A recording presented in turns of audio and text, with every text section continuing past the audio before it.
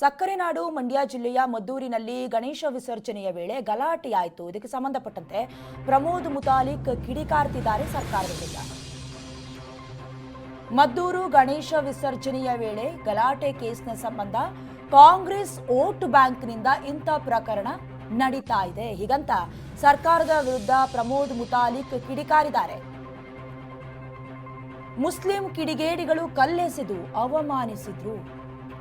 ಇಂತಹ ಗಲಭೆ ಇದೇನು ಮೊದಲಲ್ಲ, ಜೊತೆಗೆ ಕೊನೆಯೂ ಕೂಡ ಅಲ್ಲ.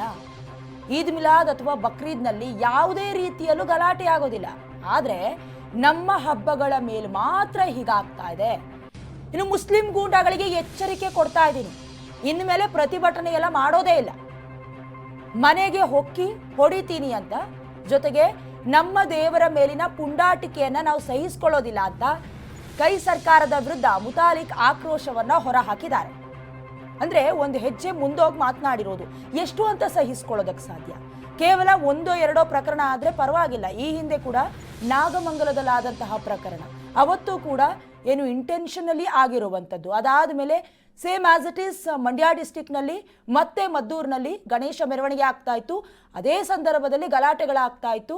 ಗಲಾಟೆ ಆಯಿತು, ಎಲ್ಲವೂ ಕೂಡ ಪ್ರೀ ಪ್ಲ್ಯಾನ್. ಅದಕ್ಕೀಗ ಮುಸ್ಲಿಂ ಗೂಂಡಾಗಳಿಗೆ ಎಚ್ಚರಿಕೆ ಕೊಡ್ತಾ ಇರೋದು, ಇನ್ನು ಮುಂದೆ ಪ್ರತಿಭಟನೆ ಎಲ್ಲ ಇಲ್ಲ, ಮನೆಗೆ ಹೊಕ್ಕಿ ಹೊಡಿತೀವಿ ಅಂತ ಮಾತನಾಡಿದ್ದಾರೆ. ಕೈ ಸರ್ಕಾರದ ವಿರುದ್ಧ ಕೂಡ ಮುತಾಲಿಕ್ ಆಕ್ರೋಶವನ್ನ ವ್ಯಕ್ತಪಡಿಸಿದ್ದಾರೆ. ಮಾತನಾಡಿದರೆ ನೋಡ್ಕೊಂಬರೋಣ.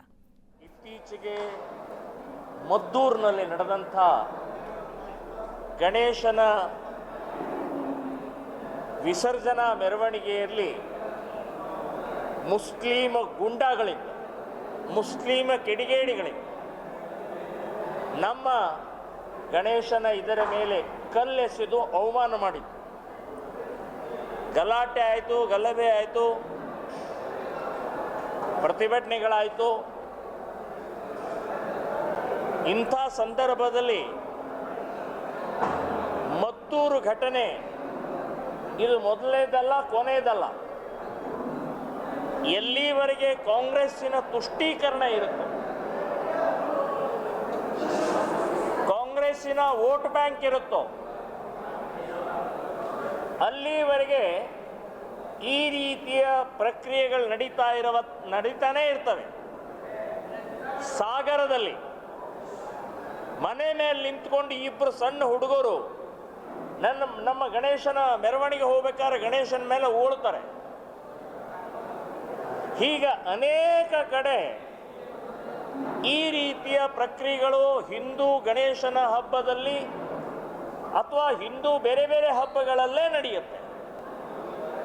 ಮುಸ್ಲಿಮರ ಈದ್ ಮಿಲಾದ್, ಮುಸ್ಲಿಮರ ಬಕ್ರೀದ್, ಮುಸ್ಲಿಮರ ಯಾವುದೇ ಹಬ್ಬದ ಮೆರವಣಿಗೆಯಲ್ಲಾಗಲಿ ಅವರು ಇದರಲ್ಲಿ ಏನೂ ಆಗಿಲ್ಲ, ಆಗುವುದೂ ಇಲ್ಲ. ಹಿಂದೂ ಸಮಾಜ ಯಾವತ್ತಿಗೂ ಕೂಡ ಈ ರೀತಿ ಬೇರೆಯವರ ಮೇಲೆ ಕಲ್ಲೆಸೆದು ಬೇರೆಯವರ ಹಬ್ಬವನ್ನು ಹಾಳು ಮಾಡೋದು ಎಂದೂ ಮಾಡಿಲ್ಲ, ಮಾಡೋದೂ ಇಲ್ಲ. ನಾವು ಇಲ್ಲಿವರೆಗೆ ಶಾಂತ ರೀತಿಯಿಂದ ಮನವಿ, ಮೆರವಣಿಗೆ, ಧರಣಿ ಇದನ್ನು ಮಾಡ್ತಾ ಬಂದಿದ್ದೀವಿ. ಆದರೆ ಸಹನೆಗೂ ಒಂದು ಮಿತಿ ಇರುತ್ತೆ.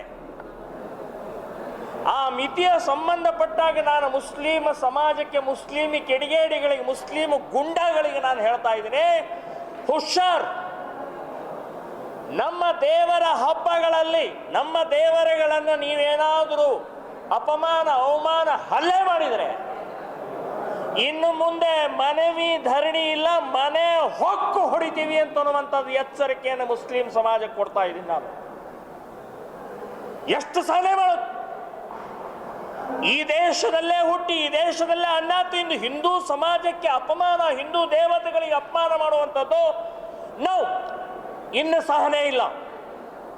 ಯಾಕೆ ಅಂತಂದ್ರೆ, ಒಂದು ರಾಜಕಾರಣಿಗಳು ನೀವೇನು ಮಾಡುವುದಿಲ್ಲ, ಪೊಲೀಸ್ ಡಿಪಾರ್ಟ್ಮೆಂಟ್ ನೀವು ಏನು ಮಾಡುವುದಿಲ್ಲ, ಕೋರ್ಟು ನೀವು ಏನು ಮಾಡುವುದಿಲ್ಲ.